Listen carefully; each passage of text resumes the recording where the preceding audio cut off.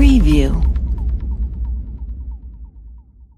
Trump dissolved business advisory panels after exodus of CEOs who said they were troubled by his handling of Charlottesville. Mark Bauerlein. Liberals have made it impossible to sit at table with someone with whom you disagree.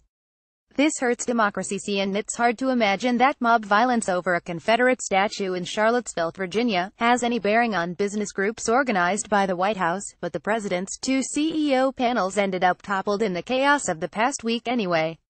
There is a lesson here, but it may be different from what you think.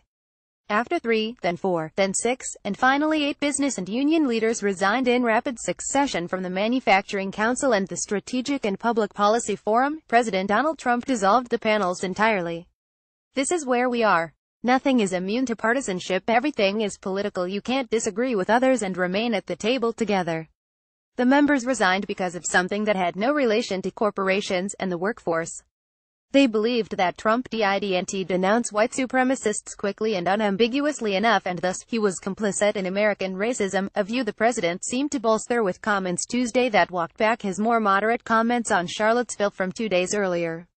The CEOs took their cue from the media. A column in USA Today maintained that President Trump's initial tweets provided aid and comfort to the Nazis and white supremacists. The headline at Mother Jones says it all. What does it take for conservatives to acknowledge that Donald Trump is racist? On the right, too, we find voices joining the chorus.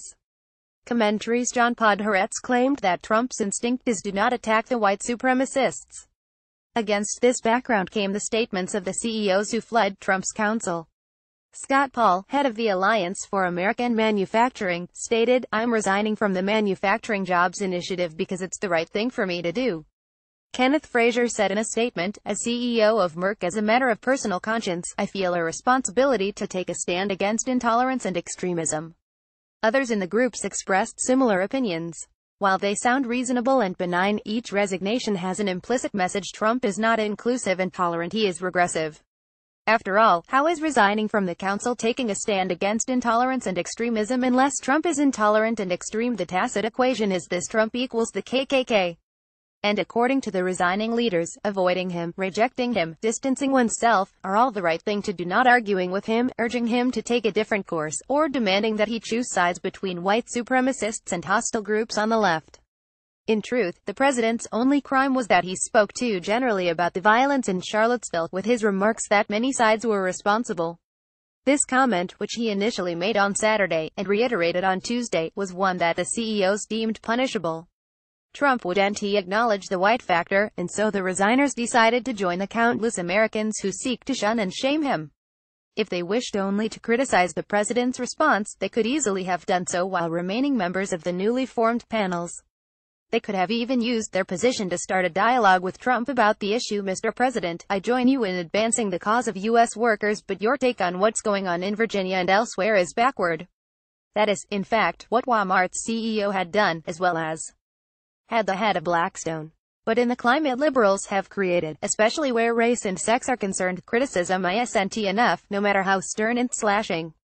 The villain must be isolated. Interaction of any kind is the same as endorsement. Even sitting down to debate with the president at a meeting would violate their moral code. It's the kind of righteous distaste I've seen from liberal academics when they've found themselves at professional gatherings stuck in the presence of a conservative. Contentious but polite conversation is asking too much of them. In other words, the resignations are another version of the social ritual of exclusion. They are passive-aggressive in that they explicitly indicate that the CEOs are separating themselves from the administration, but implicitly they are an exile of Trump from the society of well-meaning, open-minded souls. We are polarized as never before, but while in the past we understood the two camps in political terms, left and right, liberal and conservative, increasingly we see it cast in personal terms, the enlightened versus the ignorant, respectable versus deplorable, tolerant versus bigoted. Given this division, how will we ever reconcile with one another in a shared democracy?